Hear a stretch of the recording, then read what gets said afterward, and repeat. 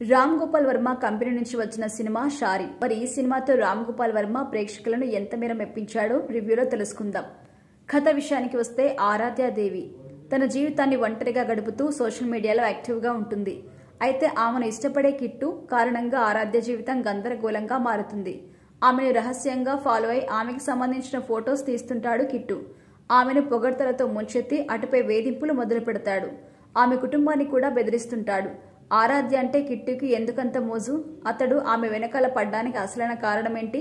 పరిస్థితి భయంకరంగా మారుతుండటంతో ఆరాధ్య ఏం చేస్తుంది అనేదే మిగిలిన కథ.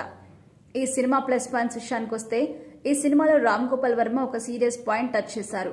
సోషల్ మీడియాలోని ప్రతి విషయాన్ని సీరియస్ గా తీసుకోవద్దని, గుట్టిగా అన్నింటిని నమ్మితే సమస్యల్లో చిక్కుకోవడం ఖాయమని ఆయన ఈ సినిమా ద్వారా తెలిపారు. ఈ పాయింట్ వరకు సినిమా క్లియర్ గా ఉంది. ఆరాధ్య కొన్ని సీన్స్ వరకు బాగా ఆకట్టుకుంది. కానీ ఆమె పాత్రకి కావాల్సినంత డెప్త్ లభించలేదు. సత్య యాదవ్ పాత్ర మాత్రం సినిమాకి హైలైట్.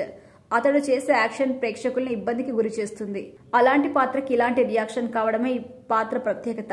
ప్రీ క్లైమాక్స్ నుంచి క్లైమాక్స్ వరకు తన పాత్ర అద్భుతంగా ఆకట్టుకుంటుంది. ఇక మైనస్ పాయింట్స్ విషయానికి వస్తే సమాజానికి ఉపయోగపడే ఒక సందేశాన్ని అందించే క్రమంలో అనవసరమైన అంశాలు తెరపైకి తీసుకురావడం వృధా. రామ్ గోపాల్ వర్మ తన షారీ సినిమాలో ఇదే పందాలో అవసరం లేని అశ్లీలాన్ని తెర మీదకు తీసుకొచ్చారు.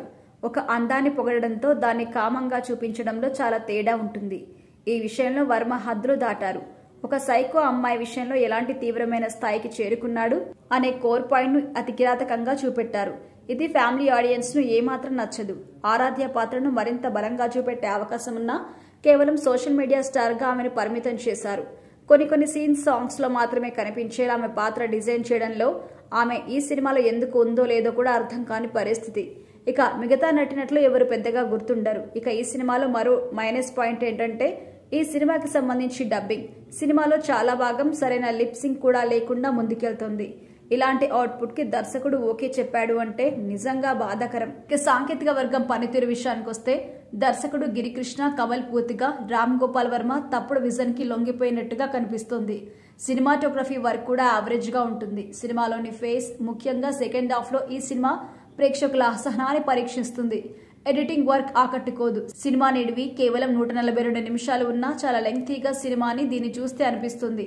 నిర్మాణ విలువలు నామమాత్రంగా ఉన్నాయి. ఇక ఫైనల్ గా చెప్పాలంటే ఓవరాల్ గా సారీ సినిమా కూడా రామ్ గోపాల్ వర్మ నుంచి వచ్చిన ఒక బ్లండర్ సినిమా. ఆన్లైన్ సేఫ్టీ వంటి ముఖ్యమైన సందేశాన్ని కూడా అశ్లీల ప్రదర్శనతో ట్రాక్ తప్పేలా చేశారు. ఆరాధ్యను ఏమాత్రం పూర్తిగా వినియోగించుకోలేదు అని అర్థమవుతుంది. సత్య యాదవ్ తన పాత్రలో ఒదిగిపోయాడు. కానీ సినిమాలో కొత్తదనం ఏం లేకపోవడం, ఫ్యామిలీ ఆడియన్స్ కి వచ్చే అంశాలు, నచ్చే అంశాలు లేకపోవడంతో ఈ సినిమాని ఆడియన్స్ రిజెక్ట్ చేస్తారు.